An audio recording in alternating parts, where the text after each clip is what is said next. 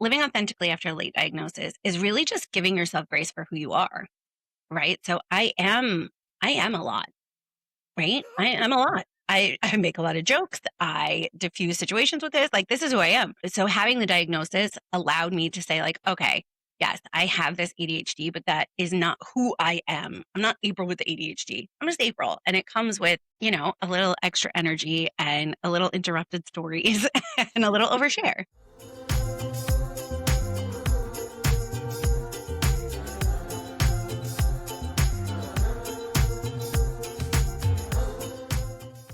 All right. Welcome to ADHD and with Jorie Houlihan. I'm your host, Jorie Houlihan. I am an ADHD life coach, speaker, late diagnosed ADHDer, and your guide for the dopamine deprived. My guest today is April Garcia.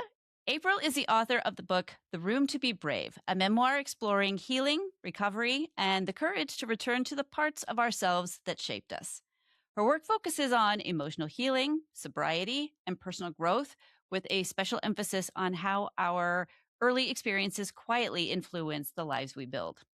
April brings a grounded, story-driven voice to conversations about mental health, midlife transformation, and what it really looks like to live bravely and authentically. So welcome to the show, April. Thank you so much. I'm really so excited to be here. I've been looking forward to this. Yeah, me too. Me too.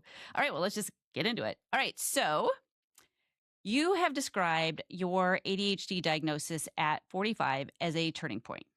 So, what was the first moment that made you realize that your sense of self might be changing? Think the diagnosis itself was such a shock to me, and then it also wasn't. It's such a weird place in the middle. I don't know if you had the same experience, but it was like, "You have ADHD," and I was like, "Oh my god!" And I was like, "Wait, oh wait, that makes perfect sense." Yeah, I was like, So oh yeah, wait, no, you're right. yeah, so there kind of was like a before and after the diagnosis, like pre-diagnosed, after diagnosed, but there also kind of wasn't. Right? Because I still am me, so it didn't change me in the fact that, like, now I'm fixed. But it did change how I look at what I do, because the shame that I carried for just being what I thought was a total disaster and a terrible adult wasn't there anymore. I didn't have to carry that through every single thing I did. So that was a big difference for me, of just realizing that it's okay to just, like, this is who April is. Mm-hmm. It's weird Yeah. that it took somebody telling me I have a differently functioning brain for that to happen, but When I got my diagnosis, it was pretty anticlimactic. I was like, if this isn't it, I'm going to be stunned. And so, it was obviously, but there was a bit of relief. It was sort of like, I can stop taking all these personal development courses I've been doing because they're not designed for me. And then I got sad about how much money I'd already spent on all those things. Anyway, a whole so other much. topic. Anyway, but there is something to that where you suddenly go, well, now my whole life makes sense. Like now I'm not like the disaster that I thought I was, right? I just have a Yeah. brain that processes information differently, but it still takes time. Like, it consciously. Yeah. It's the acceptance part, I think, that takes a little bit longer. Yeah, I So, definitely cried a lot. I feel like I sat on my couch. I remember I have this vision of me sitting in my living room on my couch watching YouTube, and I'm watching YouTube ADHD women talking about late diagnosis and just like crying, like, I can't believe I didn't know, and all the opportunities I missed, and who could I have been? And no, I probably still would have just been this. But yeah, I definitely grieved what I felt like could have been, but I don't do that now. It's been long enough now. well, that was actually my next question, which was, because most women do have a grieving period after this, and it's interesting to me because I've seen people almost have shame about that, and I'm like, no, this is normal. Your life would have looked very different had you been given the right tools and understood how your brain worked from a younger age. Obviously, I think that's totally normal. I'm always like, but you don't want to get stuck there. I was Right. very angry. That's fair. I don't even think I really cried. It wasn't really till I started meds. And I Oh, went, wait, this is what everyone has been working with naturally? that moment is, talk about a shift in reality. Oh, I could tell you the first minute. Yeah. the first minute those meds kicked in, ooh, I know. I was meditating, well, my version of meditating, and I was doing it through Focus Mate because I couldn't get myself to do my morning routine without that external accountability. mhm, And it was my first morning taking the medication, and I'm meditating, and I just started. That was when I cried. I actually started to cry, just little whatever. But I like suddenly went, I think my life's about to change. And at the end of the session, the guy says, "Wow, that meditation was pretty powerful, huh?" yeah. And I was like, "Yeah, it was a good one." And then Yeah, later that I was it. realized that the meds had definitely kicked in because I didn't go into the long drawn out story and overshare about the whole experience of getting to the medication, right? So so how did it make you feel about your past? You know, when that grieving was happening, how did your perception change about your past? Funny because I see it from 2 sides. Like, I see it from the side where I was like, "Oh, that poor girl." Like, I just carried so much of that, like, how is everyone else doing this and why can't I do it? And I'm such a mess and I'm broken. And all of the times that my husband asked me for, oh, can you pick up deodorant? And then I didn't. And then he's like, really? You never listened to me. And he gets frustrated too because he didn't really know. So I had all of this just sadness for her because I know she didn't have to feel that way. But I also, now I just completely forgot the question because my brain started picturing the deodorant. Um, How do you get through conversation? Oh my oh, God. I know, right? So That's I was terrible. asking you how your perception of your past changed once you got the Oh, diagnosis. yes. But I also was able to look at the side of myself where I was like, you know what? I also did really great things because of this. So I had to take both sides of that because you are a whole person. You're not just the ADHD and Right. the whatever negative pieces that you carry from that. You are also really cool because of it. You know, I did a Yes. lot of really great things and people always, they're like, how did you do? I'm like, I don't know. It just came to me. So, you know, I had to look at it from both sides, both angles of the pluses and the really hard days. Yeah, I think that's a great perspective because and I think it takes some people longer to get to that other perspective. I definitely took a little time to get there. So it's nice to hear that you were able to do that fairly quickly because it does make a difference. I say, you know, we're really great creative problem solvers, but we are because we have ADHD and because we live in a neurotypical environment. And so we have to become creative about how we don't lose things all the time. Well, a lot of the time. Anyway, you know what I'm saying. We're also really great creative problem creators. Yeah. How did you even manage? Like, I really don't know. I know, right? Like I look back and go, "What the hell?" I know I've told my husband many times. I'm like, "You would be so bored without me." And he's Yes. like, "You got that right." One of the great things that you did was you wrote a memoir. That is no easy feat. So, The Room to Be Brave, it uses the metaphor of rooms for revisiting childhood experiences, which I think is very cool. Is there one room from your past that especially shaped your understanding of ADHD and identity? Yes. And, you know, I wrote about ADHD in the book. It's the room that remained locked, I believe is what it's called. I wasn't quite aware when I finished the book of what I was doing to mask the ADHD until I really did a lot more deep dive into that. And I think the room that I will write about in the next book is the productivity and achievement side of ADHD. Because as long as I'm doing great things with ADHD, nobody is going to notice how my laundry piles are all over the house and I haven't cooked dinner in a month or, you know, my refrigerator is full of rotten food or whatever, you know, whatever it is. Like there's so many different things that we were like, oh God, I can't believe I did that. As long as I kept the focus on, like, I learned how to make wedding cakes. I don't need, I don't have a bakery, but I baked somebody's wedding cake and shower cake. Like I did that because, and it was one of those things that kept me distracted and kept people looking at that.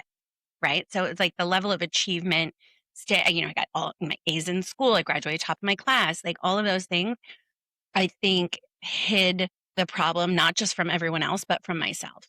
And I was going to say the fact that you graduated top of your class probably I talk to women all the time who get so frustrated because they would go in to talk to their doctor about I think I might have ADHD and the minute they find out that they have any, you know, modicum of success on any level, they're like, "Oh, well you can't have it then."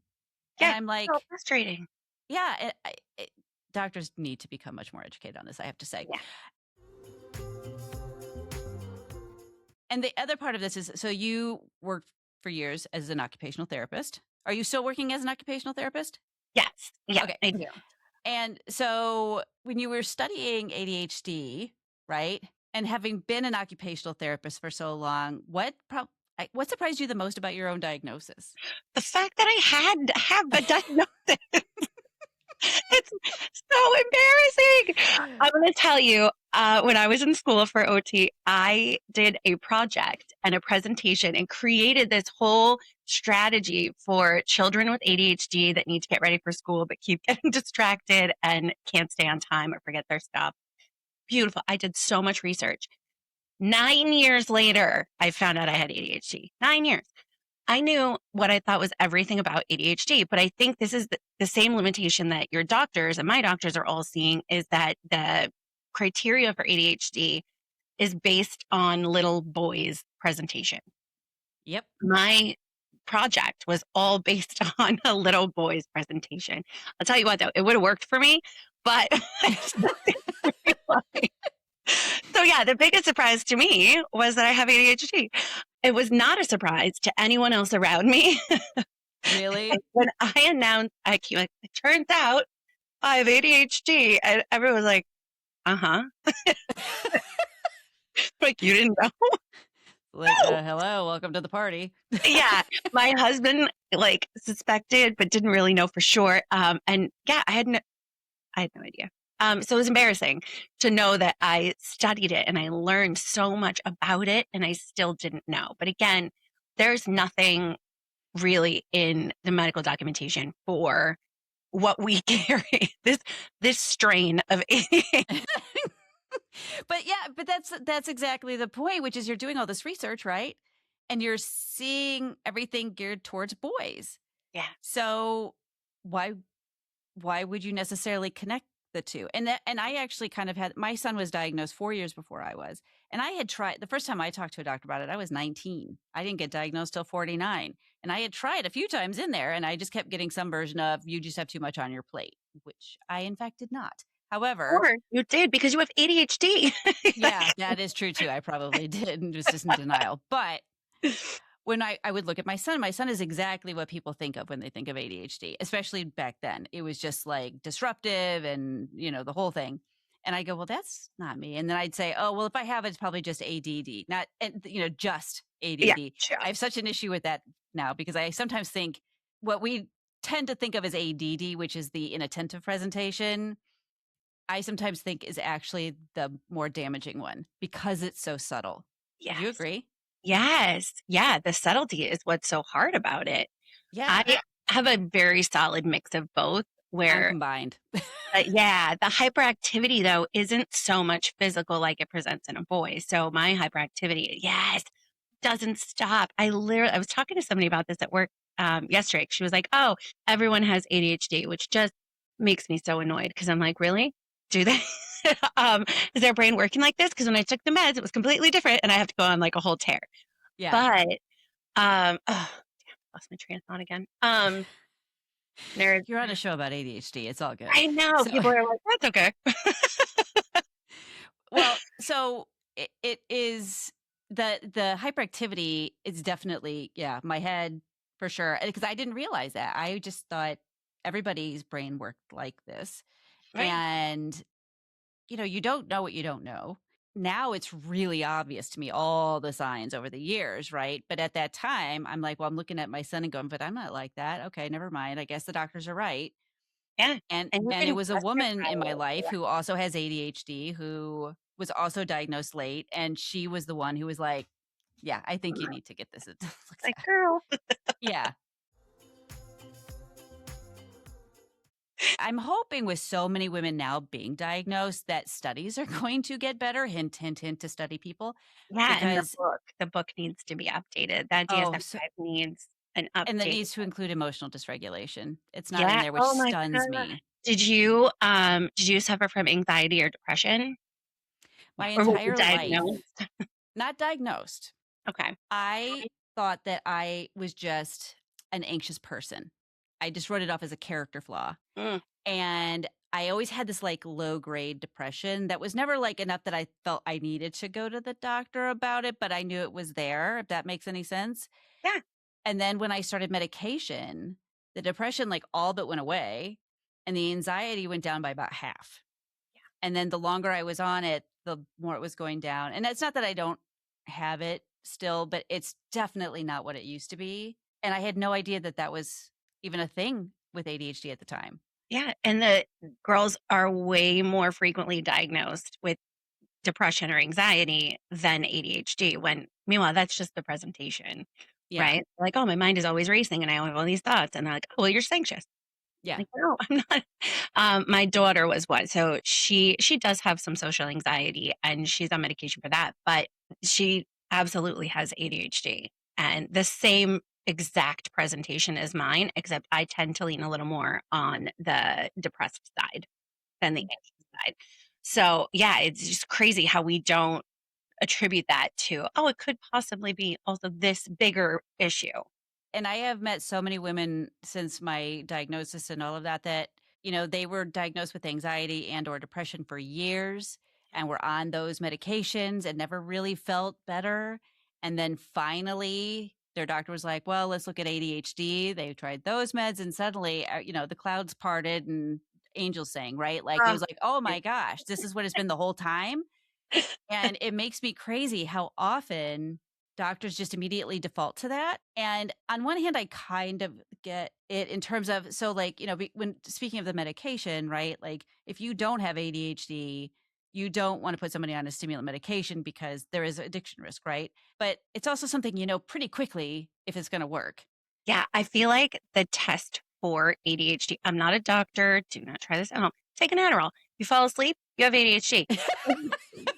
You clean your own house, you don't. Like, uh, Well, you know, not I necessarily was true. more productive, but yeah, I Yeah, definitely was just calmer. That yeah, was it. I was like, okay, like I know some people talk about medication and they say their brain goes quiet. yeah. Mine never went quiet. Oh, Mine went from like dumpster fire anarchy to like a well-run 3-ring circus, oh, right? beautiful. So like there's still a lot going on up there, Did you have like but the it beautiful mind going on up there? Now you're like, oh, I now just I there's music and movies and all kinds of singing and love um there's a lot going on, but I can manage it. I don't feel overwhelmed by it, and some of it is even fairly entertaining. Whereas before it was just like I was just running around putting out fires and wondering why my life was such a mess yeah. and what, you know, what's wrong with me. But to go down the antidepressant, anti-anxiety medication route first, and again, we're not doctors, this is just my observation, is it takes so long for them to even kick in. Right. And then if they like it just You got to come off. yeah, Ugh. it's like it's just kind of brutal. So No. I just wish they were better educated. My doctor was giving me the Adderall, but he wouldn't give it to me if I took it every day. He said, if you take it every day, I'm not going to continue to give it to you because I think you're going to get addicted and you're going to need more higher dosing. And I don't want that. So he wouldn't prescribe it if I needed it in 30 days. It was the weirdest thing. So I ended up going to the psychiatrist and he was like, no. And he was like, what? And I was like, yeah, he just wants me to take it like as needed. Like I'm having an an ADHD day. So like, That makes me so crazy. When I finally went on medication, I needed to see a psychologist. Like I wanted to get therapy and all this other stuff. Then eventually my regular doctor took over the medication part of it, which was fine. And then I went in for a med check, which you have to do, right? And mhm. so she's like, "So do you take this on the weekend?" I'm like, "Yeah." She's like, "Why?" And I was like, does ADHD take weekends off? Because We're mine only doesn't. Monday through Friday, 8 Mine to did 5. not get the memo, right? Right. You only need to be productive at work, and not in the life you enjoy. So no. Yes. Yeah. Yes. And so I do occasionally take like a day or two where I just to give my body a little bit of a rest, but I'm like, I need to be a functioning, I have children. Like Right. I have a life. I want to be present. And that's what the medication helps me do is be present in I a feel like way I'd rather that take I it on the can't. weekend when I'm around the people I really care about. Yeah. Be more sane for them. Um, Right. forget work. Yeah. Whatever. But Yeah. And I also laugh when they talk about addiction for us because I'm like, then why do I have reminders on my phone to take it? Thank you. Do you know how often I forget to take it? Yeah. For My days. morning And one's then I'm pretty like, set, but if my morning goes off on is different in any way, I will spend the whole day going, did I take my meds? yeah. Did I? I can't remember. People at So, work will ask me, "Did you take your meds today?" I'm like, "Oh, no, I didn't." And they're like, "Please do." yeah. Well, and then when you go into menopause, it's Oh, like and you're they not even on are. them. It's great. Yeah. Yeah. I went into surgical menopause early last month, Mm, almost 2 months ago, maybe? Yeah, almost 2 months ago, and, uh, yeah. I feel like my brain is, like, not attached to my body. Like, does that make Yeah. sense? Like, it's just floating in there like a I feel like I made a lot of progress, and then it was just like, "We're gonna start over," and then, like, flip my Scrabble tiles, Yeah. and I don't know where everything went. Yeah. Every once in a while, I'm like, not every once in a while, but lately, it's like every day, I'm like, did I take my meds today? What's going on here? I don't know what's going on. And yeah, it's just because dopamine is connected to estrogen. So when your estrogen drops, your dopamine is not as available. It's So so wacky. yeah, it's insane. And So, the sleep that I've lost with menopause, I'm oh, like, "I love sleep." Remember that? I loved it. oh, And sleep regulation is so good, like, your sleep hygiene for ADHD is better than the drugs. Like, your sleep hygiene can make or break your next day, and I don't mm-hmm. sleep, so that's not helping. Oh, my next question is you mentioned letting go of negative self perceptions like being seen as disorganized or rude. How did you start to rewrite those narratives? Because those are hard to. They've been there a long time. Ooh, yeah, I feel like I was born with those. So it really was. It took time, and it took a lot of different moments. So you couldn't just like blanket cover all of them. Like, well, that's okay. It's who I was. Um, and I feel like it does still creep in occasionally. I feel like I still leave every conversation like, well, that was terrible. I hijacked that whole thing. They'll never speak to me again. And it's like my daughter. Like every conversation, I still leave that way. And I'd be like, no, no, no, you're being crazy. But it is a lot of awareness. So being able to look at the situation, even the situations from the past, and just be like, okay, you were not aware of what you were doing. Now that you are, you do better. And, when the days are rough and I'm still hijacking conversations or oversharing or whatever, or I'm like, oh my God, I'm such a mess. I have to literally catch myself and be like, you're not a mess. You have a lot going on. You're not a mess. You're extra tired today. So you're going to have extra ADHD today. And it really is a lot of self talk and it is exhausting, but it does make me feel so much better because before the shame was overwhelming. Oh yeah. And now I can kind of reroute it. And the more I do it, it's like a muscle, right? So the more you do it, the more you realize, like, oh my gosh, I really was so mean to myself. We really Mm. are our own worst bullies. Oh, the word. I would never talk to anyone else the way that I talk to myself. I know, it's terrible. I think every person that I have spoken to who has ADHD has said exactly what you talk about, that you're laying in bed thinking about the conversations you had that day and think about how much you overshared or that you hijacked a conversation or whatever it is. And, when we wrap ourselves in the shame of it, and I still occasionally do, but now I'm just at this place where I'm like, well, they don't like it. Oh, well, like, Right. like I Yeah. don't intentionally try to hijack conversations, etc. But usually when that happens, it's because we were attempting to connect, Yes. right? Yes. And then we inadvertently kind of hijack the Over. conversation. But yeah, the oversharing thing, we all seem to have a whole lot of guilt about that. What is that? I don't get where that like how that connects to ADHD when you're like, oh yeah, this happened when I was 5. And you're like, I'm sorry, officer. Like I didn't realize I blew a stop sign and I'm telling you my life story. Like, why do I, we do that? I think part of it is, our brains make connections that other people don't understand, right? I True. saw a video the other day where he called it dolphining, where like somebody says something and our brain starts to think about it and it goes underwater and we're thinking and it's taking us to another place and then we pop up over here and we have a whole other thing, but they're like, wait, how did How did you you? get there? Yeah, Yeah. but when you're with another ADHDer, we go with it. We're like, yeah, I figure, whatever. We Like, don't let's even go. think twice Where we're about it. going. Yeah. I know.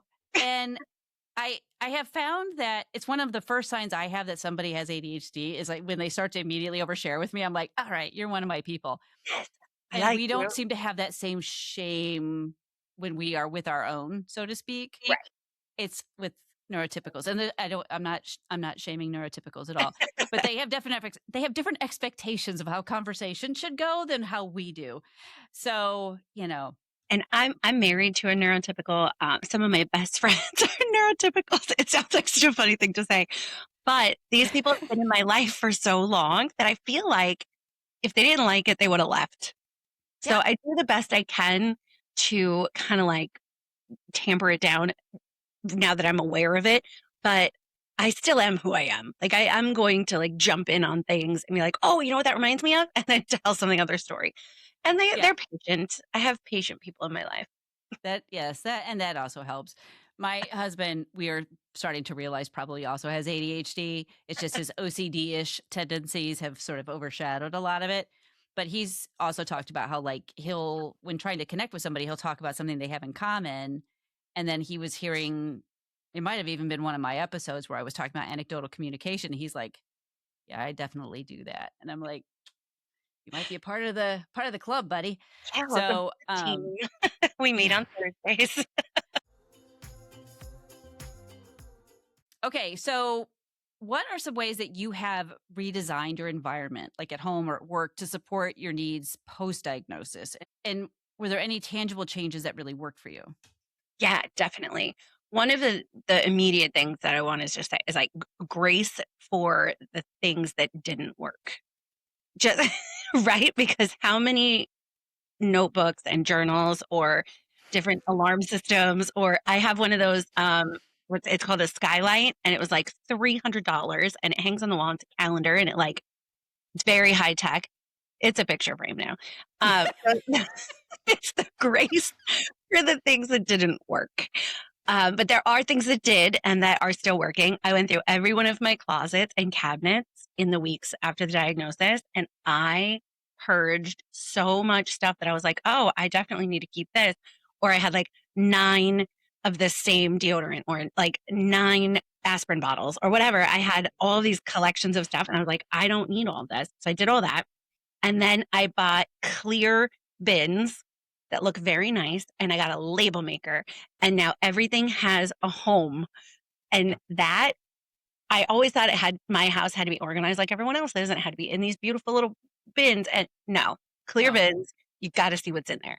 Yeah. Um, the other big thing is the room that I'm in now. You can't really tell now because right before every podcast, I clean everything off. But I gave myself a place for a doom pile, like a doom space that gets organized when I need to. Because I can't, if I don't have that, it's going to collect everywhere else and I'm going to feel like crap about it. So now when I know somebody, like someone knocks on my door, I'm like, oh, these piles, gonna just toss them in here and deal with that later. So whenever I clean my room out, it looks but I had to give myself grace for that. I love that you use clear bins. I think that's really important. We don't like visual clutter, but we No, have things out because we know if we don't see them, they we will don't forget exist. about them. Yeah, if I don't see it, it doesn't exist. The thing too about giving grace for the things that don't work. So I So, have a planner that I actually really do love now. But when I got it, I said, I'm experimenting with this. This does not right. have to be perfect. I just tried different things for each month to see what would work. And I really loved it. And because I gave myself that permission ahead of time, it really sort of took the pressure off of having to make it perfect, if that Oh, makes sense. yeah. What? Yeah. Okay, you said you were gonna, or you told me what it was called last time, and I wrote it down and I lost that paper. Laurel Denise. That was it. Literally now, like before I would have been like, oh my God, that's so embarrassing. And I'm like, oh, whatever. I Yeah. forgot. I lost Yeah. it. It is what it is. But that's the grace that I didn't have pre-diagnosis, right? Yeah. It was embarrassment. Like, oh my God, nobody else would have forgot that. Nobody else would have just thrown that paper away or like, it's probably sitting in front of me and I just don't see it. Nobody else would have done that. That's like embarrassing, not knowing stuff, all of those things out. And again, it could just be that I'm 47, almost 48, and I'm like, oh, who cares? yeah, I lost it. Or it's the fact that I'm like, yeah, this is who I am and this is how my brain works. Well, I think too, having the diagnosis allows for that more because before, when you didn't know, going back to sort of that masking aspect of things, it was Oh, like, yeah, oh my gosh, I have to hide this. Like some people won't think I have it together and, so blah, blah, true. blah. But then once you get the diagnosis, a lot of people will say, I always felt like my ADHD got worse after I got my diagnosis. And I'm like, it really didn't. You're just, first of all, noticing it more. And the mask is slipping a bit because Mhm. that diagnosis, in my opinion, it's so validating, Yeah. right? It's like, okay, this literally explains so much. Yeah. Oh And I my, don't have to, I can be who I am. And it's not like the mask just falls off altogether. It's a process. The stuff that I used to feel so much shame about, I don't because now I understand what's behind the yes. behaviors and what's behind why I do certain things. So I Hmm. think that is part of it too. So I was in that 99% sure category for so long. Yeah. That 1% was the difference between me having a brain difference and me being a disaster who need to get her shit together. Right. Yeah. And less than all of the other women in your life, right? I felt Mm-hmm. like I would look at other women and be like, "God, I don't understand how they do it. Like, I just don't understand." And it made me feel like such garbage. Yes. Now, not only do I see it completely differently, but I also now know that they may not be holding it together either. Like they're holding it together in front of me. Like I see them at work and I'm like, "Oh, you're successful and you're doing great and you seem all put together." They could be doing the same exact thing at home because, Yeah. people could see it in my personality, but in my performance, you would never know. Right. Exactly. There are certain things that I'm more atypical in terms of ADHD. For example, I'm never late. Oh, what's that I'm I am chronically early for everything. Part of that is I had my dad, who we also now think had ADHD. He had been though in the Marines, and I think that gave him the structure he needed. like? Mhm. And I was just brought up with like, you are never late. That is rude, blah, blah, blah. And this was back in the 70s and 80s when we feared our parents a lot. I also realized that part of it is that I had unconsciously built in transition time because I don't like just showing up for something and immediately having to go into what it is I have to do. I like Oh, okay. having a minute or two to just like take a breath sometimes. I do need transition time between different kinds of tasks, different kinds of meetings. That's just how my brain is. Yeah. And so I realized that that was also something that I had sort of unknowingly done, which I'm glad.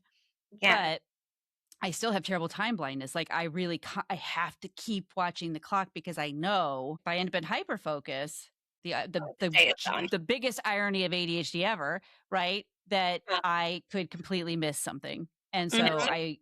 there's a lot of anxiety around time, is what I'm saying. So, I have no frame of reference for time. Like yeah, 2 minutes and 2 hours are the same thing.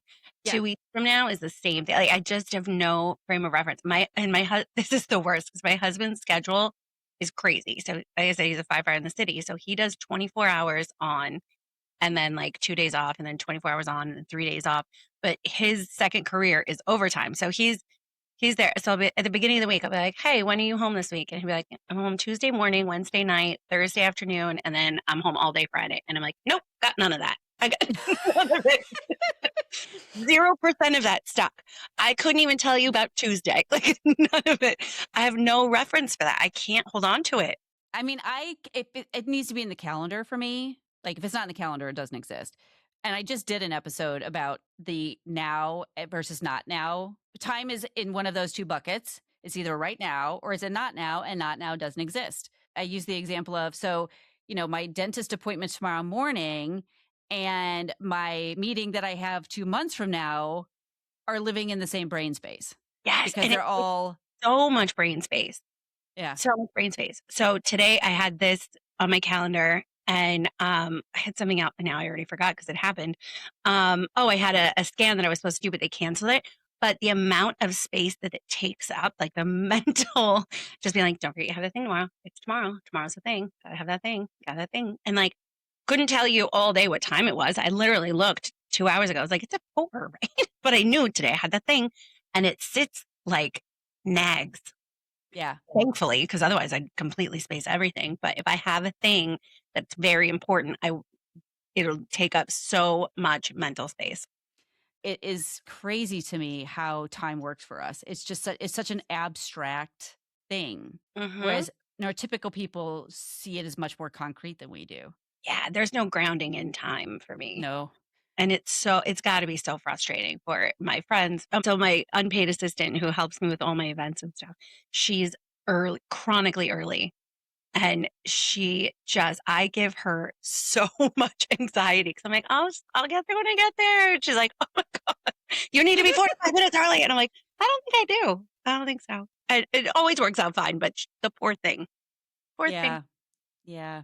Yeah. Time is definitely, I used to be a real stickler about time too. I was like, I Really? always thought it was really rude that people were late. And because I didn't understand time blindness at all. This was long before my diagnosis. And then as I started to learn about it, I'm like, oh my God, I feel so bad. They really are trying. They really are trying. Okay, so speaking of planners that we were kind of talking about, so you've talked about that urge to buy endless planners and notebooks, right? And Mhm. so, how did you finally land on an organization system that works for your brain? So it was really a lot of trial and error because you really do, like you were saying, you have to find the thing that works for you. And I love that you said that you kind of just gave yourself that grace too. Like, "Look, I'm gonna try it. If it doesn't work, it doesn't work. It's not a big deal." So now I've used the skylight and I've used planners and notebooks and Gmail calendars and like all these different things. Strangely, and I don't know why this one's working and nothing else has, but my Outlook calendar, perfect, totally organized. I haven't had a problem. I don't know why, because it's the exact same thing as all of the other calendars in my life, but for some reason, it's working. So I'm like not gonna like I don't want to look it in the eye because it's gonna like spooked. It's working. Don't talk too much about it. That has really helped, and so that but it really was a lot of trial and error. I have Yeah, piles of notebooks, piles and I planners. think it's really important for people to understand how it's okay to try things and for it to not work. It doesn't mean you have failed. We Yeah, tend to take it on as that we have failed. And it's like, no, it's just not the right system for you. right. Like it's a moral failing. I Yes. can't use this notebook. Yeah, exactly. So silly. So, one of the things I do recommend with people with written planners, I think a lot of us tend to buy the undated because we're Mm, so used to not following through. And we think, well, if I get undated, I can just pick it up where I left off. yeah, anytime. But what I realize is that all the dopamine I got buying it gets used up just writing in all the dates. And Yeah, then that's why I never looked at it after that. yeah, And I was like, so just get the dated. It's well worth it. You might actually still use it like a couple weeks later. yeah. So but yeah, using things that work for your brain and allowing yourself that permission to just experiment and understand that if it doesn't work, it doesn't mean that you're broken. It just means that the system is just not the right one for you. That's not the right one for me. Yeah, exactly. Yeah. You and I both discuss this. So the term superpower is often used with ADHD, and I don't like that word. And you don't like that word. I like super skills, if anything. Yes. I don't like superpowers only because so many people really struggle. And I feel like when people say ADHD is a superpower, it just compounds the shame they're already feeling. And so to me, there are certain things that can become a superpower per se, but you really have to know your ADHD Yeah. and you have to really understand what your strengths are. And when you're really struggling, you don't think you have any strengths, Oh, right? you're a total mess. Yeah, Yeah. 100%. So, what for you though what's the important distinction for you in terms of superpower versus another word? Well, I think that's exactly right what you were saying is the superpower. For me, it's like a little dismissive for all the struggle, right? Is it a superpower that I never remember what my husband asked me to pick up at the store? No, that's a terrible superpower, right? Yeah. Is it a superpower that I spend all of our money on yarn and I don't crochet? Like, those are superpowers. Those are not superpowers. Is it a superpower that I could start a business and whatever in a weekend? Totally. But that again is like a super skill. So I think the differentiation is really important because as you're saying, like there are things that we're trying to learn how to control and how to use to our benefit. But then there are also things that we're really trying not to do anymore, like, show up late to everything or whatever it is. Like, there are sides of it that are hard, that are really hard. Yeah. And some days I do still, I'm not healed from the diagnosis. And there are some days where everything feels like I'm failing still. And there are days where I'm really sad about it. And I'll be like, God, I just really hate this. Most days are not like that. And I don't know why those days come up. It's probably, I don't know, menopause, hormones, life, like life gets ahead of you. So I think having a distinction over like everything's great or some things I'm really great at, but some things I'm still trying. Well, and I think because, ADHD is not something that goes away, right? Like you have it for life. When you add the fact that it comes with a nice big old helping of emotional dysregulation, right? Oh, yeah. Uh, so when we have those bad days, I think we take it a lot more personally than other people take bad days. You know what I mean? We like pile it onto all the other bad things, right? We Yeah. put them all together. Like, look at all these, Yes. look, I did this terrible thing today and all of these other terrible things my whole life. Like, I feel like I Yeah. pull them all together.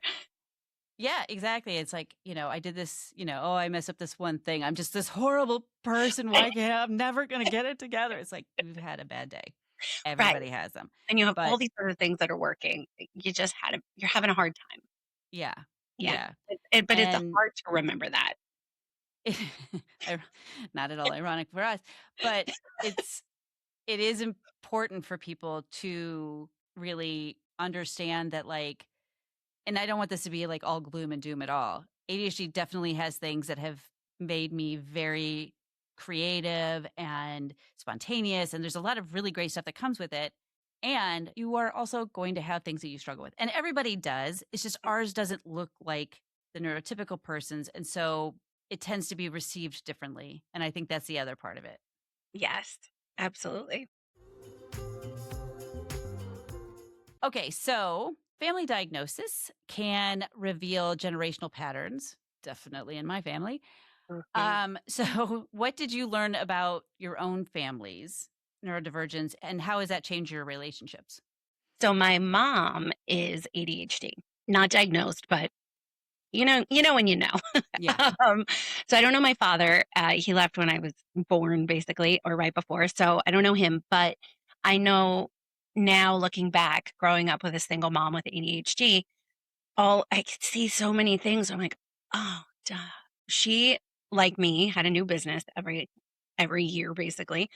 And I was just thought, oh, she's an entrepreneur. Like, how great is that? It must run in our system. It's run in our family. My grandfather does it. My uncle does it. Like, we have all these entrepreneurs in our family. How cool. No, it was ADHD. It was the dopamine, 100%, because she would start it and create it and build this whole thing. And like, oh, yeah, it didn't work out. And then she'll go on to something else. And I do catch myself doing that. I have so many projects and so many like titles that I've created for myself.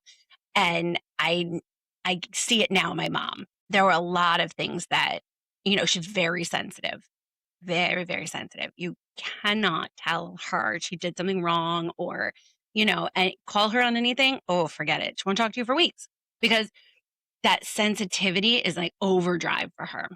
Yeah. And that sucks. I can't imagine. Like, I'm fairly sensitive, but I think because of the diagnosis, I could be like, oh, okay, I'm being very sensitive in this moment because she hasn't been diagnosed and doesn't want to address it. I think I'm sad for her because that is a really hard place to live. Yeah. But I do see that my brother has ADHD. My younger brother, I'm not. I almost just I don't know what's wrong with my older brother, but it could be ADHD. But my younger brother for sure has ADHD as well. And we're just while I see the challenges that it presented for my mom, I also see where it helped her to deal with being a single mother Hmm. with two children, right? Because you've got to be creative and you've got to be active and you've got to be on your toes. So there were pluses and minuses on that. When I think it's such a good opportunity to do things differently. Like once I found out and I understood the emotional dysregulation part of it, that was huge because I used to yell a Huge. lot. Ooh. Yeah, when my I was kids were young. very sensitive. Yeah. Yeah. Oh, And but you stopped doing that now. You're like, "Oh, I better stop." well, when I recognized it, I was like, "Oh my God," because I couldn't understand why I would get so upset over little things. They were being kids, but I was so dysregulated and I didn't know. I just thought I was a shitty person. And then, and then when I learned all this, I had conversations with them both individually. And I said, look, this is something I've learned and I want to apologize. And like, I'm going to, and I'm working on it. I'm a work in progress. But it meant a lot to them to hear that, Yeah. and if I could go back and change that, I would do that in a heartbeat. Yeah. That I is had the one thing I wish I could go back and change. yeah. I had the same thing with alcohol. So when I stopped drinking in August of 24, it was really the same time I was diagnosed with ADHD. It was like 10 days within 10 days of each other. And I was like, oh. So it's a double whammy. I was grieving a lot of things in August of 24, but I had to have that conversation with my family as well, where I was like, I'm just so sorry. Like, I didn't get that right for so long and like apologize. And without caveat, without like, oh, but I had this and I had that, just like, I am so sorry and I'm going to try harder. And I say all the time, like, your best apology is a changed behavior. And that's where I'm putting my focus is just because I know better now, I do better. So now when I make those mistakes now, and whether I'm short with her, my daughter, or whatever it is, I can go to her and be like, "Oh, yeah, I didn't do that right. Like, I'm so sorry." And we have that relationship now, which we didn't have when before the ADHD diagnosis, when I was very sensitive. My husband couldn't tell me anything. Oh, if you could just throw the laundry in the dryer because I had to restart it, and I'll be like, okay, well, I was busy. Like I didn't, yeah, I didn't get it into the dryer in time. Okay. Like I was that sensitive. And now I'm like, okay, well, thank you for doing that. I do appreciate it. Like your whole perspective changes when you are aware. Well, that sort of leads into my next question. So, you're pretty open about using humor, right, to process challenges. Yeah. And so, was there a moment you found laughter healing, even after, like, in the depths of like all of this transition and grief?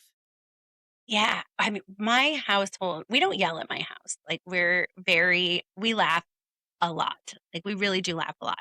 And my husband especially he makes a lot of jokes at my expense. I'm going to tell you the most ridiculous story because I have a lot of health issues and my husband has been there for so many and he really is so supportive and anytime I'm like I'm going to the ER and he's like, all right, I'll meet you there, and like he's so good. But I was really sick a couple years ago and I was in and out of the hospital and my kidneys were like failing. And he comes into the hospital one day and he's sitting by my bed and I was like, babe, you look really good. Like you look like you're losing weight. And he goes, yeah, well, I'm probably going to be single soon. And I laughed so hard. I like, oh, Pete, I like just that is what I need to get out of my own like self-loathing and like, oh my God, am I gonna die? Like I have a lot of PTSD from a traumatic childhood and health issues and all these things. And he pulls me out. So it's great. Like, thank God for that because without his humor and, the fact that I can laugh about that, because not everybody would think that's very funny.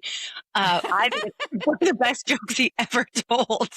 It was just so offhand, like, yeah, well, probably gonna be single soon. So humor does play a huge part in this because otherwise it's just so heavy and it's so like life can be so heavy and so dark and like there just isn't a reason for that. Yeah. Yeah. It doesn't help, right? Wallowing. I try to find humor in things. That it was actually really funny what he said. So good, right? That's like our relationship in a nutshell right there. Yeah, right? Yeah. Humor gets my mom was sick for a really long time. Mm. She was diagnosed with a brain tumor when she was 41. Oh They my gave her God. 5 years. She made it 24. Wow. Yeah. And a big part of her living that long was she and my dad both had this really just wicked sense of humor. And they could just Oh, find humor in like the like most things that people would be like, "What?" And they could just find humor in it. And I was like, but she kind of had to, you know? I really believe that that was one of the reasons that she lived as long as she did. Was it wasn't just her, it was my dad too. He was always our biggest cheerleader, but they both were so funny. And she had a very dry and sarcastic, you know, and And you I have was like, you're funny. And that's why I love talking to you is like you get it. You have a great sense of humor and I'm "Oh, sure thank because your you." parents are funny. Like it comes Oh, from somewhere. yeah, they definitely were they were definitely very funny people. And but that really does make a huge difference because, you know, my dad, while also trying to take care of her, he owned a business. He was also an entrepreneur, and he was Weird. in and he was a jeweler, and that's a tough business to be in, especially when like the economy isn't doing so great. Yeah. And sometimes you had to really dig deep for the humor. Mhm. But it does make a big difference. Let's talk about meditation. Okay. Yes. What finally made it accessible for you? And what advice would you give someone who's convinced that they just can't meditate with an ADHD brain? Meditation for me always seemed completely out of the realm of possibility. I tried so many times because you hear about in so many self-help things that we try as ADHD people like to fix ourselves. And I knew I wasn't grounded as a person. I always joked that like my feet have never touched earth because I'm always moving and I'm like, what's next? Well, we're here. Da, da, da. So meditation, I was still doing that. Like my brain was in 40 different places. I'm singing like the Tetris theme song when I'm supposed to be like feeling your toes. So I always thought it wasn't for me, but I was able to, with practice, get into it. And it really it's a practice because the first, I don't know, 10, 15 times, I was still like going through a grocery list or things would pop into my head. And then it'd be minutes later, I go, oh, shoot, I'm supposed to be meditating. It would Yeah. take, and it took a lot of practice. So the clearing in my brain really was like Adderall. The noise would finally stop in my brain and I could ground. And it was something I had never felt before was that grounded feeling. And I remember the first few times that I had that happen in a meditation by myself outside of the Reiki class where I was home in a deep meditation. And when I would come out of it, I literally was like, I need to go back in. Like I needed more of it because I had never felt that before. And Yeah. this is all pre-medication. So I didn't even realize that this is what I would have with Adderall.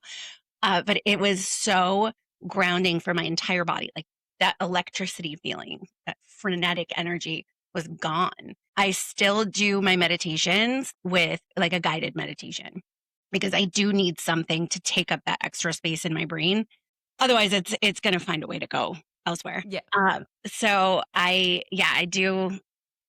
I feel so much better after a meditation. And I don't meditate for 45 minutes, an hour. I would like absolutely fall asleep. But, you know, even a 10-minute quick meditation will bring me down several notches in Yeah. my my energy that's always up here, it just brings it back down. So highly, highly recommend. And I love anytime I mention meditation to people and they're like, okay, sure, I can't do it. I'm like, listen, the noise in here, if that can be shut down with meditation, anyone can do it Yeah. because it's just nonsense all day. But it's such a relief. It's such a relief. It's like having a really bad headache and your Tylenol finally kicks in and you're like, oh, Oh, God, that's beautiful. yeah. That's what meditation is like. Yeah. I learned transcendental meditation. And I remember when I went to the training, and you do it over a period of a couple weeks. You go in a few times. And the first session, I was like, I can just never, my brain just won't stop. And she said, well, you know, your mind was designed to think. So it's not, you know, like, so that's okay. Oh, fine. And I was like, well, that just made things easier. I also very much recommend meditation. And meditation, I joke all the time. I don't do it the way God intended. My brain is still going a lot, but it's still enough to quiet me down a bit, to calm my central nervous system. So even if you start off just doing it for 30 seconds, right? And Yes. then build on that, I think it can be a really beneficial thing for people with ADHD. Yeah. And like you said, like you used to listen to guided. Sometimes I do too, right? Sometimes I Mhm. got to change it up. Allow yourself that. There's nothing wrong with that. Like Wrong make with it work for you. Yes. And I think that goes back to the grace, right? Like you give yourself the grace to be like, it's 30 seconds, but at least I'm doing it, Yeah, right? It's a little noisy, exactly. but at least I'm doing it. And Yes. the more you do it, the more you want to do it because it's, oh my God, it's so, it's undescribable. Okay, so your book and story center on telling the truth about your life. Yes. So, what is one truth that you wish more people understood about living authentically after a late diagnosis? Ooh, what a good question. Okay. So living authentically after a late diagnosis is really just giving yourself grace for who you are, right? So I am a lot. Right? I am a lot. I make a lot of jokes. I diffuse situations with this. Like, this is who I am. So having the diagnosis allowed me to say, like, okay, yes, I have this ADHD, but that is not who I am. I'm not April with the ADHD. I'm just April. And it comes with, a little extra energy and a little interrupted stories and a little overshare. So I think it's really just about knowing who you are, and who that is great. It's really, really great. Yeah, I love that. I love that. I'm all for everybody embracing their ADHD because I mean, it ain't going anywhere, first Now, of all.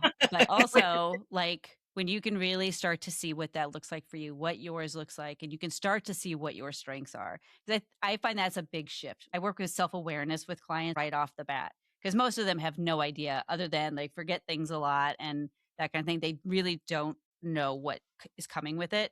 mm, And when they start to see, oh, so this is ADHD. Oh, this is ADHD. Oh, this is how off I am with my time, things like that. I'm yeah. like, and we're looking at all this, it's just data, right? It's not, there's no Exactly. judgment with any of it. You're just figuring out what yours looks like because then you can put together way better systems that might actually stick. You Yes, know what I'm saying? exactly. That's exactly So what it is. yeah. So that, and so when you can really see what it is for you and just learn to embrace that, it makes such a big difference in how you feel about your life, I think. Yeah, So, absolutely. all right. It is now time for the rapid fire round. Oh, that wasn't So, it? I thought no, that was not it. Okay. So I'm going to give you a series of questions and just answer whatever comes off top of your head. This should be very fun, I think. All right. So, you ready? Ready, let's go. Best advice you've ever ignored. Oh god, write things down. If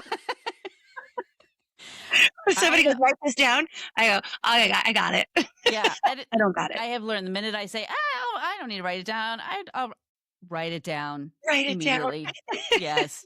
Okay. Favorite notebook or planner brand if you have one and why? Oh, I don't, because 'cause they're all piled up in a corner and not being used.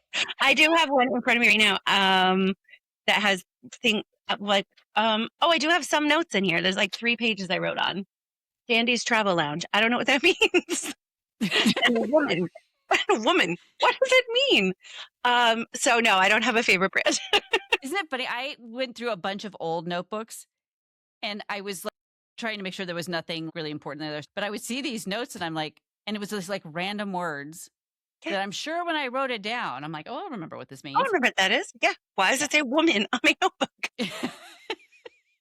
No idea. No idea. All right. One word you would use to describe your relationship with your ADHD today. Hmm. Oh, it's such a good question. We are in cahoots right now. I'm gonna say we're in cahoots. We're working together.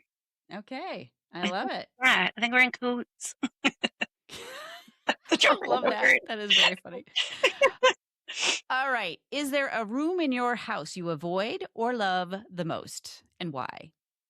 Yeah, definitely. There are the rooms that I screwed up are the rooms that I try to avoid. I'm going back piece by piece in the rooms where I've hurt other people or, made big mistakes when they involved other people.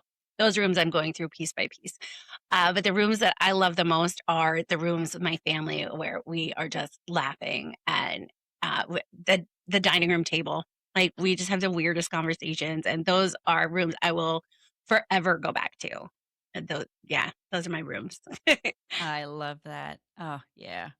Yeah, the other rooms they are hard, but when you can just even if you just do it a little bit at a time, Yeah, right? and I don't recommend anyone go into all the rooms at once, like, that's traumatizing.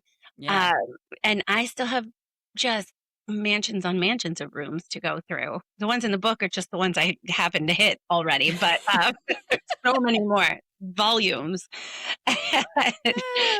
There's some tough rooms left, but we'll get there. You will.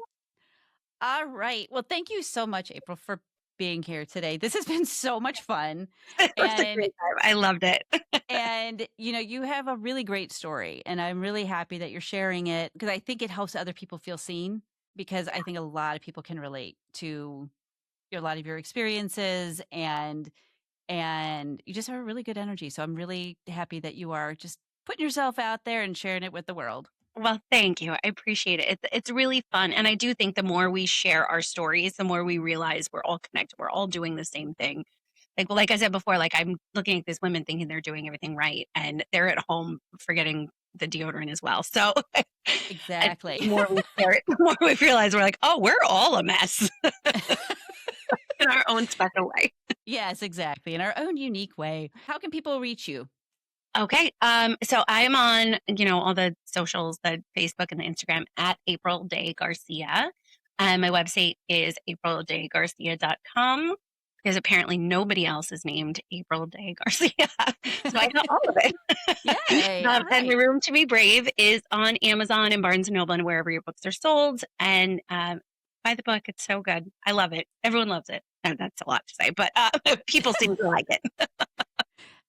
Absolutely. And I will have all of her information in the show notes. So let me know in the comments what was your biggest takeaway from today. I have so many. Today was just fun. I just Or really this was a lot of fun. But let me know. And lastly, if this show resonated with you, and I'm pretty sure this one definitely did, please give us a follow, leave a review or a comment, and share this with a friend who could use it. There is a link in the description that makes it super easy to leave a review. And the more people who do this, the more ADHD women we can help. Thank you again so much, April, for being here. This was such a great time. And thank you all for joining us as well. This is ADHD and with Jorie Houlihan. And until next time, stay curious.